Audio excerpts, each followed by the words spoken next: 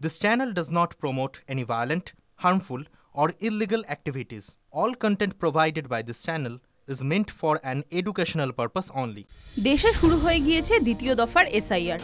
একাধিক রাজ্য কেন্দ্রশাসিত অঞ্চলের পাশাপাশি এসআইআর হচ্ছে পশ্চিমবঙ্গেও। আর এই এসআইআর এর ফর্ম কিভাবে ফিল আপ করা হবে তা নিয়ে চিন্তা বাড়ছে সাধারণ মানুষের।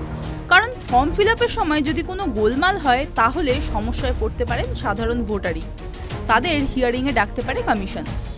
এই আবহে অনেকেই এটা নিয়ে বেশ চিন্তিত যে এসআইআর এর ফর্মে কী ধরনের ছবি তারা লাগাবেন।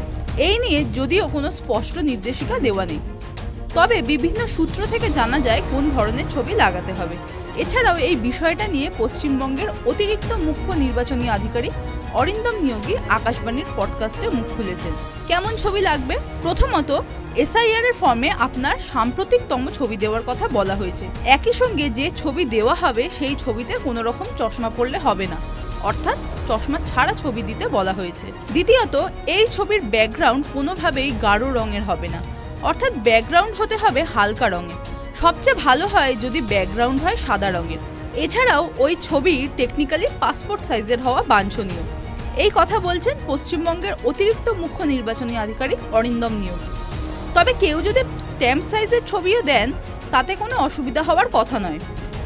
তবে আপনার দেওয়া ছবি বা তথ্যে কোনো ধরনের গোলমাল হলে কিন্তু আপনাকে হিয়ারিংয়ে ডেকে পাঠাতে পারে কমিশন। ফলে এসআইআর এর ফর্মে নিজের ছবি দেওয়ার আগে সতর্ক হন এবং নিজের সাম্প্রতিকতম ছবি দিন। TV9 Bangla digital.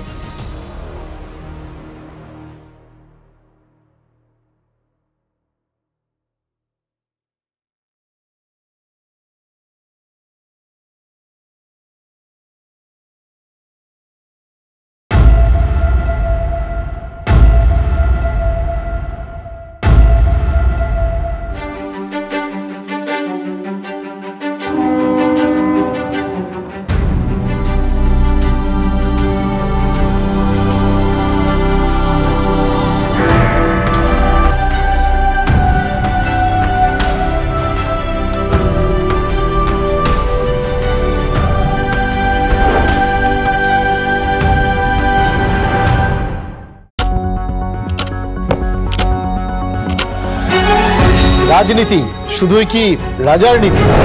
রাজা উজিরের চোখে নয়, আপনার আমার চোখে সমাজের ছবি। কঠিন কথা সহজভাবে না বললেই নয়। প্রতিদিন রাত ৯টায় TV9 বাংলায়। TV9 বাংলা না দেখলেই নয়।